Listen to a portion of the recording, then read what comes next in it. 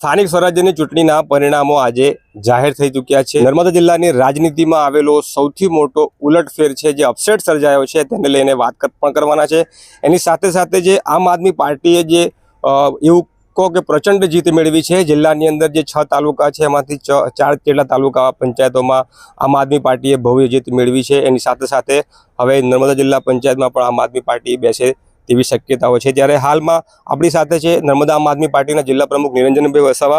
આપણે તેમની પાસેથી જાણીશું કે આ જે પ્રચંડ જીત મળી છે એના કારણો શું છે અને એ જીતને લઈને તમારું અત્યારે શું કહેવું છે?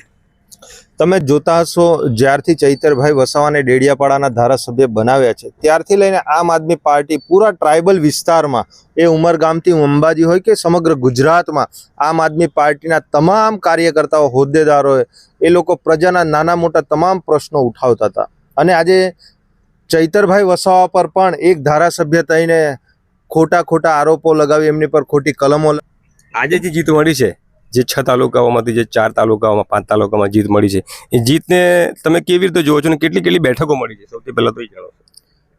ભારતીય જનતા પાર્ટી છેલ્લા 30-35 વર્ષથી આપણા વિસ્તારમાં એ રાજ કરી રહી હતી, પણ તેમ છતાં પણ પ્રજાએ જે અમને જંગી બહુમતીથી જે જિલ્લા પંચાયતમાં, અમારી 15 જિલ્લા પંચાયતોમાં એમને જંગી બહુમતીથી જીતાડ્યા છે। સાથે સાથે જે 6 તાલુકા પંચાયતો છે, એ 6 તાલુકા પંચાયતોમાંથી 4 તાલુકા પંચાયત ડેડિયાપાડા, સાગબારા, ચિગદા અને ગરડેશ્વર તેમજ નાંદોદની પણ ઘણી બધી સીટો આમ આદમી પાર્ટીના કબજે થઈ છે।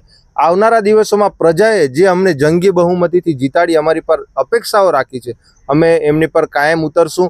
અને આજે ભાજપ અને કોંગ્રેસ સિવાય પ્રજાને બીજો વિકલ્પ નહોતો મળતો, એની જગ્યાએ આજે આમ આદમી એવી રીતે ટ્રાઇબલ વિસ્તારમાં અને સમગ્ર ગુજરાતમાં ઉભરીને આવી છે।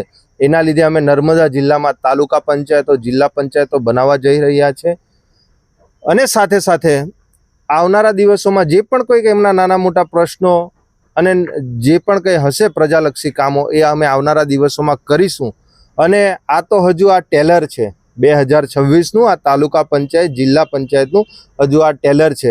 2027માં આ ભારતીય જનતા પાર્ટીના અમે સુપડા સાફ કરી નાખશું સમગ્ર ટ્રાઇબલમાં અને સમગ્ર ગુજરાતમાં। તમે જોઈ શકો છો, આમ આદમી પાર્ટીએ તમામ વિસ્તારોમાં નગરપાલિકાઓ, મહાનગરપાલિકાઓ, તાલુકા પંચાયત, જિલ્લા પંચાયતોમાં આજે જંગી બહુમતીથી એ લોકો તાલુકા પંચાયતોમાં આજે જીત મેળવીને એ લોકો બેઠા છે। એ જ દેખાઈ રહ્યું છે સમગ્ર ગુજરાતમાં કે આજે આમ આદમી પાર્ટી જેવી રીતે ખૂબ એટલી ઝડપથી એ ઉભરી આવી છે। આજે કોંગ્રેસ કોઈ પણ જગ્યાએ દેખાતી નથી, અને બીજેપીને તો અમે વિપક્ષમાં પણ નથી બેસવા દેવાના આ વિસ્તારોમાં। આ તમે આ જીતથી તમે જોઈ શકો છો, પ્રજાએ અમને જે પણ કંઈક આટલા ખૂબ મોટી સંખ્યામાં જંગી બહુમતીથી જીતાડ્યા છે। મારો તમને સવાલ એવો છે કે જે 4 તાલુકાઓમાં જે બહુમતી મળી છે આમ આદમી પાર્ટીને, પરંતુ એમાં જે ગરડેશ્વર એક તાલુકો એવો છે કે જ્યાં કોંગ્રેસને પણ સ્થાન નહોતું, અને તેમ છતાં જેટલી જીત મળી છે એની પાછળના કારણો તમને શું લાગે છે? ભૂતકાળમાં ગરડેશ્વર તાલુકા પંચાયતોમાં ઘણી બધી એવી ઘટનાઓ બની છે, દુઃખદ ઘટનાઓ બની છે। લોકોની જમીનો પણ આ ભારતીય જનતા પાર્ટીની જે સરકારમાં બેઠેલા નેતાઓ હોય, મિનિસ્ટરો હોય, મંત્રીઓ હોય, એ લોકોએ પણ ત્યાં આગળ કબજો કરી નવા પ્રોજેક્ટો લાવી એમના નામે આ જમીનો કરી દીધેલી છે।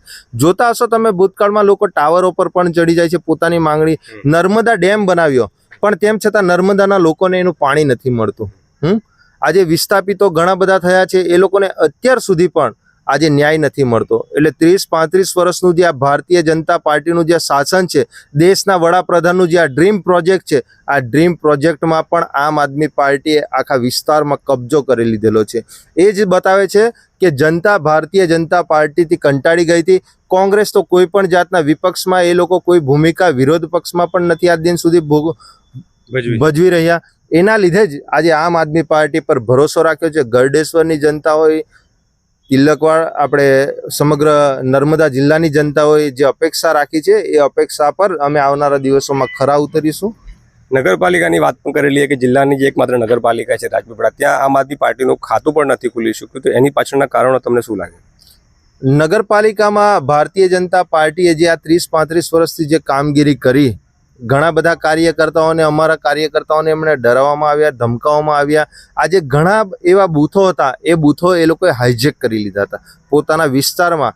કોઈ પણ બૂથ હોય એ પોતાની સરકારી જે સરકારની પ્રોપર્ટી હોય એમાં એ બૂથની જગ્યાએ પ્રાઇવેટ બૂથો એ લોકોએ કર્યા અને ઘણા બધા સામ દામ દંડ તમામ લોકોનો એમણે ઉપયોગ કર્યો છે. તો આ ભારતીય જનતા પાર્ટીના એ કબજે આવી છે અને સાથે સાથે ત્યાં ગાડી આજે અમુક વોર્ડો એવા હતા કે ત્યાં ગાડી 15-20 ઉમેદવારોએ ઉમેદવારી કરી હતી. એટલે સ્પષ્ટ કોઈ પણ જગ્યાએ ચિત્ર સ્પષ્ટ નહોતું આવતું, પણ તેમ છતાં પણ આમ આદમી પાર્ટીએ નગરપાલિકામાં 21 ઉમેદવારોને ઊભા કરી અને ત્યાં પણ ખૂબ સારું એમને લોકોનું સમર્થન મળ્યું છે. જે બિલકુલ આ જિલ્લા પંચાયતો બની છે, તાલુકા પંચાયતો બની છે, એટલે આવનારા દિવસોમાં જે લોકોએ અમને આટલા જંગી બહુમતીથી એમણે જીતાડ્યા છે એમના પ્રજાની વચ્ચે અમે જઈશું. અમારા જે તાલુકા પંચાયત જિલ્લા પંચાયતના જે ઉમેદવારો ચૂંટાવીને આવ્યા છે એમને પણ અમે આવનારા દિવસોમાં જેવી રીતે ચૈતરભાઈ વસાવા એ પ્રજાની વચ્ચે જઈ પ્રજાના પ્રશ્નોનું નિરાકરણ લાવતા હતા, એવી જ રીતે આ અમારી જે ટીમ છે તાલુકા પંચાયત જિલ્લા પંચાયતની એ ટીમો પણ આવનારા દિવસોમાં જે પણ કોઈ ગ્રાઉન્ડ લેવલ પર જઈ અને પ્રજાના નાના મોટા પ્રશ્નો હશે, સુખ દુઃખના પ્રશ્નો હશે, તમામ મુદ્દાઓ પર ચૈતરભાઈની જેમ એ લોકો ઉતરશે અને એ મુદ્દાઓની જે પણ જગ્યાએ રજૂઆત કરવાની હશે ત્યાં રજૂઆત કરશે. તો આ આમ આદમી પાર્ટીના નર્મદા જિલ્લાના પ્રમુખ અધિનંજનભાઈ વસાવા, તેમની પાસેથી આપણે જે આમ આદમી પાર્ટીને અત્યારે જિલ્લામાં જે પ્રચંડ જીત મળી છે એના વિશે આપણે તેમની સાથે વાતચીત કરી છે. આ જ પ્રકારના ન્યૂઝ અને વધુ અહેવાલ માટે અમારી સાથે જોડાયેલા રહેજો.